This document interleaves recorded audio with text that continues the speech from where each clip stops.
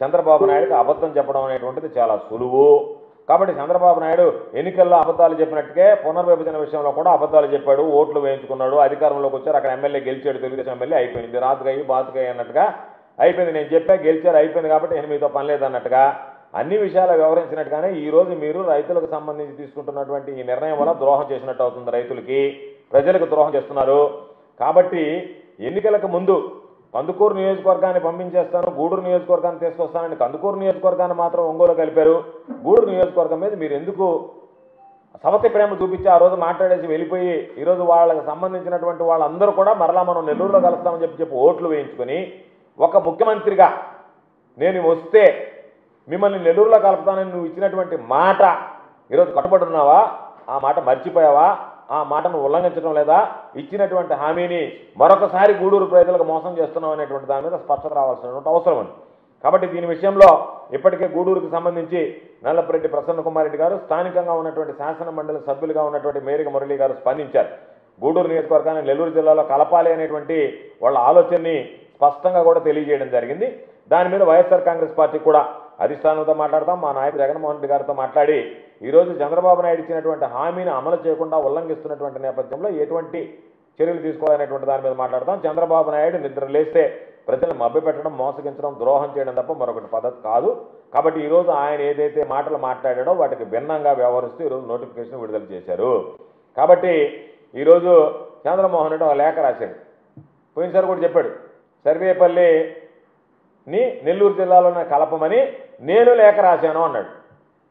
ఇప్పుడు ఆ రోజు ప్రతిపక్షంలో నువ్వు లేఖ రాసినా జగన్మోహన్ రెడ్డి గారు గౌరవించాడు. ఎందుకంటే నిన్ను చూసి కాదు, నీ ముఖాన్ని చూసి కాదు, ప్రజల యొక్క ఆలోచన, ప్రజల అవసరాలు, ప్రజల యొక్క పరిస్థితి, భౌగోళిక విషయాలన్నింటినీ దృష్టిలో పెట్టుకుని తీశాడు. ఈరోజు నీ ముఖం చూసి నీ పరపతి ఎంత ఉందనేటువంటిది చంద్రబాబు నాయుడు దగ్గర రేపు. అందుకనే నువ్వు పొయ్యి మాట్లాడడానికి నీకు ముఖం రాక నువ్వేమన్నా ప్రతిపక్షంలో ఉండవా, అధికార పక్షంలో ఉండవా? ప్రతిపక్షంలో ఉంటే లేఖలు రాస్తారు, అధికార పక్షంలో ఉంటే నీకేమైనా అపాయింట్మెంట్ ఇవ్వడం లేదు. ఎందుకంటే తమ చిలకొట్టుడు ఎక్కువ అయిపోయింది కదా సర్వేపల్లి నియోజకవర్గంలో, నీ ముఖం నాకు చూపించొద్దని ఏమన్నా అన్నాడా? అందుకని ప్రజల్లో ముఖం చెలుబాటు కాక ఆయన నీకు అపాయింట్మెంట్ ఇవ్వకపోయేటప్పుడు నువ్వేమన్నా లెటర్ రాసావా? తప్పు సోమిరెడ్డి. నువ్వు పోయి లెటర్లు రాయడం కాలక్షేపం చేయడం కాదు. పోయినసారి కూడా చెప్పాడు, నేను లెటర్ రాశా సర్వేపల్లి నియోజకవర్గాన్ని నెల్లూరు జిల్లాలో పెట్టమని అని చెప్పన్నాడు. మేము ఎక్కడ నీలాగా డాంబికాలు పలకలే. జగన్మోహన్ రెడ్డి గారి దగ్గరికి వెళ్ళాం, ప్రజల సమస్యలు వివరించాం, ఆయన సానుకూలంగా స్పందించాడు, అర్థం చేసుకోగలిగే మనస్తత్వం ఉంది కాబట్టే, ఈ ప్రాంతాన్ని గురించి తెలుసు కాబట్టే నెల్లూరు జిల్లాలోనే సర్వేపల్లి నియోజకవర్గం కొనసాగించాలనేటువంటి నిర్ణయం ఆయన వరకు తీసుకున్నాడు. దాని ప్రకారం ఈరోజు తిరుపతి పార్లమెంట్లో ఉన్న నెల్లూరు జిల్లా సర్వేపల్లి నియోజకవర్గంలో కొనసాగింది. అది మా చిత్తశుద్ధి. మేము ఆ రోజు సాధించినటువంటి తీరు, మా నాయకుడి దగ్గరికి వెళ్ళి ఇక్కడ ఉన్నటువంటి పరిస్థితులు గమనించినటువంటి విధానం, నీలాగా లేఖ రాసి చేతులు దులుపుకునేటువంటి పరిస్థితి మాకు లేదు. మేము ప్రజలతో కలిసి ప్రజల అవసరాల కోసం పోరాడేటువంటి వ్యక్తులు తప్ప నీలాగా లేఖలు రాసి, ఎందుకంటే పాపం బిజీగా ఉన్నాడు ఈరోజు. ఆ బిజీ నెలలో పాపం పోయి కలిసి దీని గురించి వివరించడానికి టైం లేక రేపు ఏదన్నా ముఖం మీద కొడతారు కదా జనాలు, ఏమయ్యా ఏ పెద్ద మనిషివయ్యా నువ్వు, ఉన్నటువంటి ప్రాంతాలను మాకు విధంగా ద్రోహం చేశామని చెప్పి సర్వేపల్లి రైతులు వీళ్ళందరూ ముఖం మీద కొడతారు. కాబట్టి దాని నుంచి తప్పించుకోవడానికి నేను లేఖ రాశానని చెప్పి డ్రామాలు ఆడటం మాని ఇప్పటికైనా ఈరోజు మీరు గతంలో నేను ఏ విధంగా అయితే జగన్మోహన్ రెడ్డి గారిని ఒప్పించి సర్వేపల్లి నియోజకవర్గాన్ని, సర్వేపల్లి నియోజకవర్గంతో పాటు చుట్టుపక్కల సర్వేపల్లి నియోజకవర్గానికి ఉన్నటువంటి చుట్టుపక్కల ఆ ప్రాంత ప్రజల యొక్క అవసరాలను గుర్తుంచుకొని ఈరోజు కలువాయి, రాపూర్, సైదాపురాన్ని ఈరోజు నెల్లూరులో కలిపాం. ఆ రోజు రామనారాయణ రెడ్డి గారు కూడా ఆ రోజు శాసనసభ్యుడిగా వెంకటగిరి నియోజకవర్గానికి ఉన్నాడు. ఆయన కూడా నెల్లూరు జిల్లాలోనే ఉండాలని చెప్పి పట్టుబట్టాడు, కృషి చేశాడు. అటువంటి వ్యక్తి ఈరోజు సాక్షాత్తు రాష్ట్రంలో మంత్రిగా ఉన్నాడు. మంత్రివర్గంలో దీనికి సంబంధించినటువంటి చర్చ వచ్చినప్పుడు అడ్డుపడి ఉండాలా, లేదా ఇప్పటికైనా సరే ఈ రాష్ట్ర మంత్రిగా ఈ జిల్లాలో ఉండేటువంటి ప్రజలకు సంబంధించి ఆ ప్రాంతంలో గతంలో ప్రజాప్రతినిధిగా వ్యవహరించినటువంటి సుదీర్ఘ అనుభవం ఉంది ఆనం కుటుంబానికి.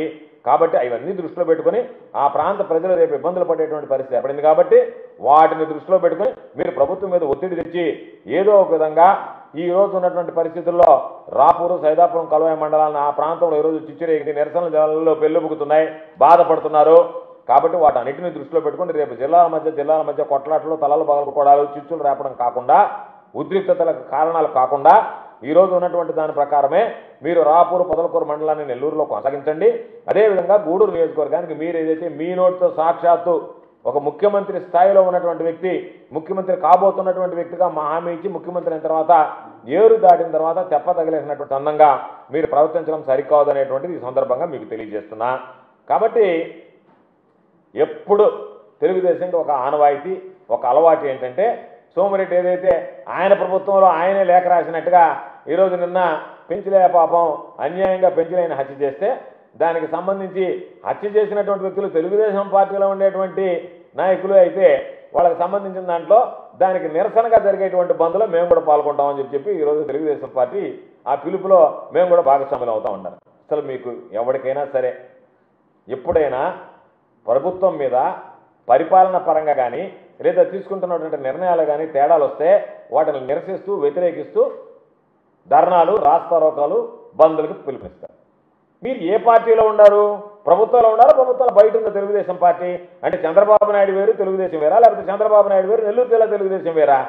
మీరు వెళ్ళి అయ్యా ఈ విధంగా జరిగింది, మన కార్యకర్తలే చంపేశారు, మనమే వాళ్ళని ఇబ్బంది పెట్టాం, మనమే పొట్టను పెట్టుకున్నాం పెంచలేనటువంటి వ్యక్తిని, కాబట్టి ఆ కుటుంబానికి అండగా నిలవాలా, వాళ్ళకి సంబంధించినటువంటి దాంట్లో తీవ్రమైనటువంటి పటిష్టమైనటువంటి చర్యలు తీసుకోవాలా, నివారణ చర్యలు తీసుకోవాలా, భవిష్యత్తులో ఇటువంటివి జరగకూడదు, జరిగినటువంటి వాడికి బుద్ధి చెప్పేటువంటి విధంగా కఠినంగా శిక్ష ఉండాలా, ఆ విధంగా పద్ధతులు అవలంబించాలా అనే విధానాన్ని మర్చిపోయి దానికి వ్యతిరేకంగా నెల్లూరు బంద్లో పాల్గొంటానంటే ఏమన్నా అసలు ఈ ప్రభుత్వంలో ఉండేటువంటి పరిస్థితి, ఇప్పుడు ఉన్నటువంటి పార్టీలు ఏం అర్థం కావడం అంటే మీరేం చెప్పదలుచుకున్నారు ప్రజలకి?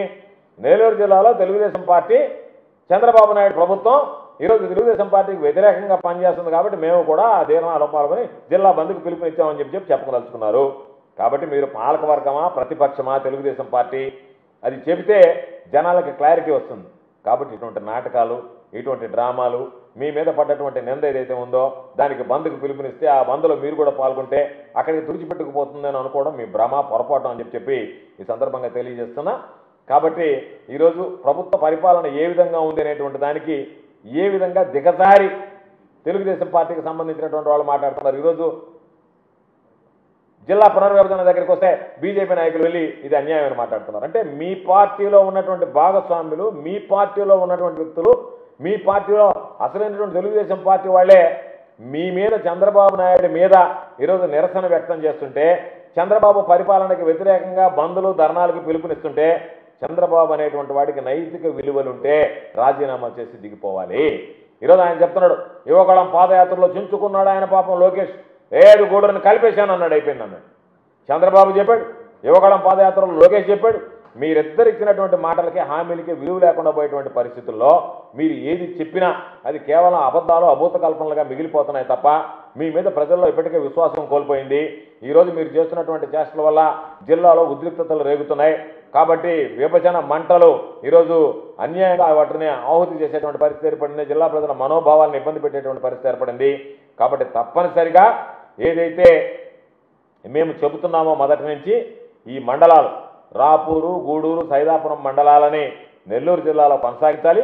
గూడూరుని కూడా మీ ఇచ్చినటువంటి హామీ ప్రకారం నెల్లూరు జిల్లాలో చేర్చాలని చెప్పి మేమందరం డిమాండ్ చేస్తూ దాని మీద త్వరలోనే వైఎస్ఆర్ కాంగ్రెస్ పార్టీ మా హైకమాండ్, మా అధినాయకుడితో మాట్లాడిన తర్వాత ఏ విధంగా ముందుకు వెళ్ళాలి, జిల్లా ప్రజల ప్రయోజనాల దృష్ట్యా ఏ విధంగా పనిచేయాలి, జిల్లాలో ఉండేటువంటి రైతాంగ శ్రేయస్ కోసం ఏ విధంగా ముందుకు రావాలనేటువంటి దాని మీద నిర్ణయం తీసుకొని మా కార్యాచరణను కూడా ప్రకటిస్తామని చెప్పి ఈ సందర్భంగా తెలియజేస్తాం.